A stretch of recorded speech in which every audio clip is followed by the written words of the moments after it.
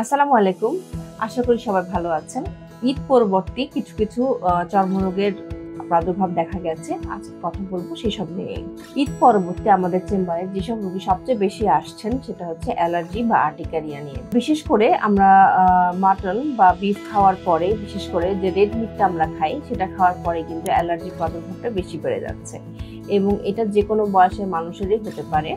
বিশেষ করে যারা একটু শিশু বা মধ্যবয়স্ক তারা আমাদের কাছে এই রোগটা নিয়ে আসছেন। তো অ্যালার্জি কি আমরা আসলে বলতে বুঝি সেটা আমরা আগে শুনি। অ্যালার্জি বলতে আমরা বুঝি যে শরীরে অনেক ধরনের চুলকানি হবে এবং চুলকালে শরীর বিভিন্ন স্থান ফুলে যাবে।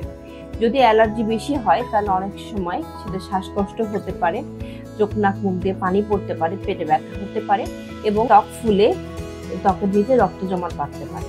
যখনই যেমনই অ্যালার্জি হোক না কেন সেটাকে কখনোই নেগলেক্ট করা যাবে না। অ্যালার্জি হওয়ার সাথে সাথে আপনারা নিকটস্থ কোনো ফার্মেসি থেকে যে কোনো ধরনের অ্যান্টিহিস্টামিন খেয়ে সাথে সাথে কোনো ডাক্তারের পরামর্শ নেবেন এবং ডাক্তার যেটা দেখে বুঝে আপনাদেরকে ওষুধ দেবে সেই ওষুধটা আপনারা সেবন করবেন। শুধু অ্যালার্জি কি ফুড থেকেই হয় তা না, অ্যালার্জি কিন্তু বিভিন্ন ধরনের কারণে হয়ে থাকে। যেমন এখন অনেকেই জার্নি করছেন, বিভিন্ন ধুলাবালির মধ্যে আসছেন, এই ধুলাবালির জন্য অ্যালার্জি হতে পারে বা অনেকের গরমের জন্য অ্যালার্জি হতে পারে, এই সানবার্নের জন্য অনেকে অ্যালার্জি হতে পারে। অ্যালার্জি যে কারণেই হোক না কেন সবার আগে কজটা ফাইন্ড করতে হবে, কারণটা জানতে হবে এবং এরপরে কারণ অনুযায়ী ওষুধটা সেবন করলে মোটামুটি সুস্থ থাকা যায়। তো অ্যালার্জি হলে আমরা কিছু কিছু ক্ষেত্রে ব্লাড টেস্ট করতে দেই এবং ব্লাডের আমরা যে আইজির মাত্রাটা সেটা দেখেই আমরা মূলত ওষুধটা দিয়ে থাকি।